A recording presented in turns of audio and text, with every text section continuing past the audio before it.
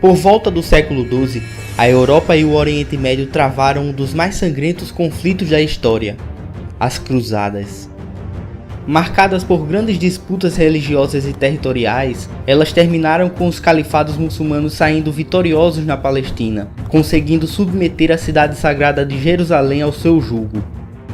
As Cruzadas não foram um total fracasso para os cristãos, pois elas impulsionaram uma das mais famosas reconquistas da era medieval, a reconquista da Península Ibérica.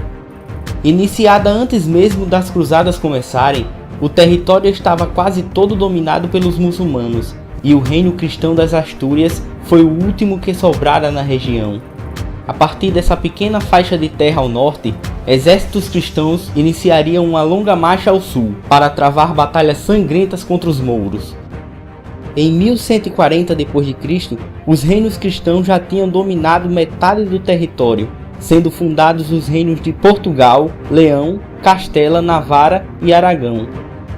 Mas a reconquista final da região ainda demoraria mais 5 séculos para acontecer, com a tomada do último reino muçulmano ibérico, o Reino de Granada. Enquanto cristãos e muçulmanos se matavam, uma invenção na China mudaria para sempre a história das guerras: a pólvora. Uma substância explosiva conhecida como pó negro, que mais tarde seria usada pelos chineses em canhões de bambu. Ela consistia de enxofre, carvão vegetal e nitrato de potássio. Foi também no Extremo Oriente que no século XIII surgiu um dos povos mais temidos da história, os mongóis. Vindos da longínqua região da atual Mongólia, eles saqueavam e devastavam tudo que viam pela frente, numa velocidade jamais vista antes. Eles forjaram o maior império de terras contínuas da história, indo da Coreia até a Polônia, abrangendo toda a região da China, partes da Índia, Pérsia, Oriente Médio, Turquia, Cáucaso, Rússia e leste da Europa.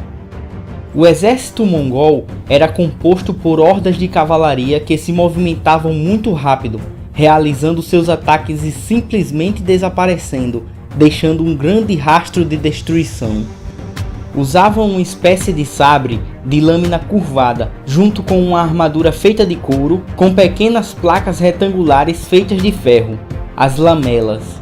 Usavam também um arco composto, muito parecido com o dos hunos, sendo a única diferença a presença de um acessório de madeira que mantinha a corda um pouco mais distante dos braços do arco, o que fazia com que ganhasse mais impulso ao lançar a flecha. Alguns de seus líderes arremessavam pessoas contaminadas com peste negra nas cidades, contaminando toda a população com a doença, no que ficou marcado como a primeira guerra biológica da história. Liderados pelo grande imperador Gengis Khan, eles expandiram-se de uma forma tão implacável que nem a gigantesca muralha da China foi capaz de detê-los, tendo o Extremo Oriente sendo subjugado ao seu poder.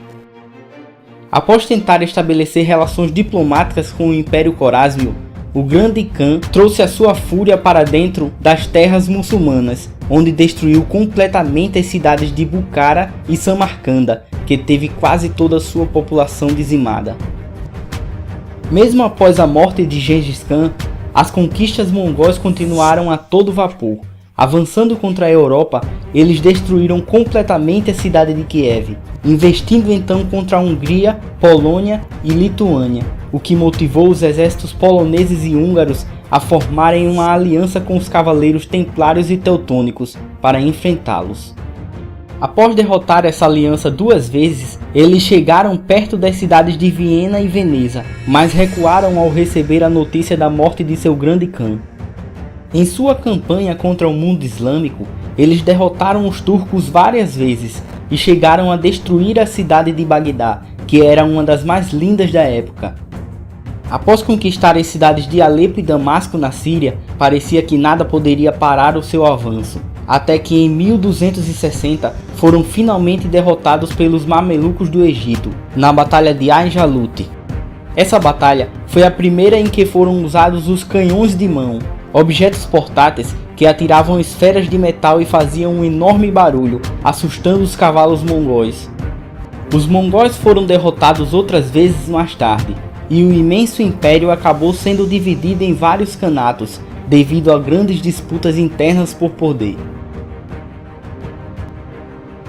Anos mais tarde, a Inglaterra e a França se envolveriam no conflito mais longo da história humana, a Guerra dos 100 Anos.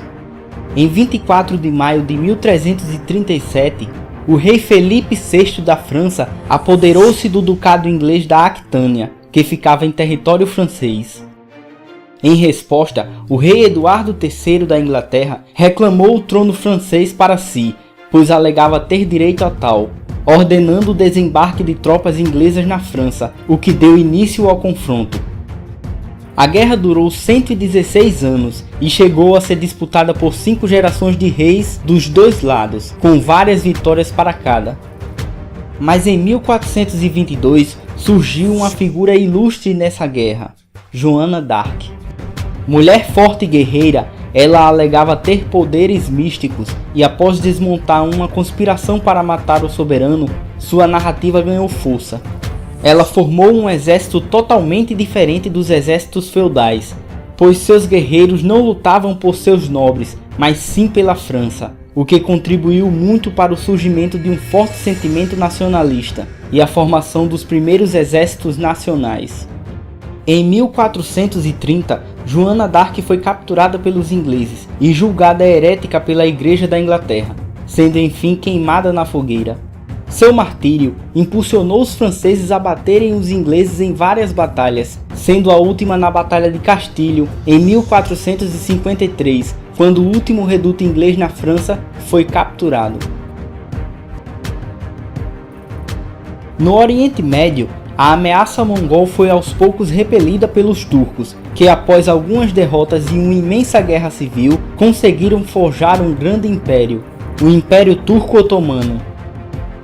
Após chegar ao poder, o sultão turco Mohammed II, conhecido como o Conquistador, organizou um imenso exército e avançou sobre Constantinopla. A cidade resistiu bravamente devido às suas enormes muralhas duplas. Mas o sultão tinha uma arma que mudaria os rumos desta guerra: os canhões. Grandes canos feitos de bronze eram divididos em 2 peças sendo rosqueadas uma na outra, alguns chegando a medir 8 metros de comprimento. Os soldados socavam pólvora em seu fundo e explodiam para que pudessem lançar grandes esferas de pedra sobre as muralhas da cidade. Após um bombardeio ininterrupto deles, as muralhas de Constantinopla finalmente foram ao chão, e os exércitos turcos puderam enfim conquistar a cidade. A queda de Constantinopla pôs fim ao Império Romano do Oriente, colocando a maior cidade do mundo cristão nas mãos dos muçulmanos, transformando a enorme Basílica de Santa Sofia na maior mesquita muçulmana do mundo, encerrando o período hoje conhecido como Idade Média.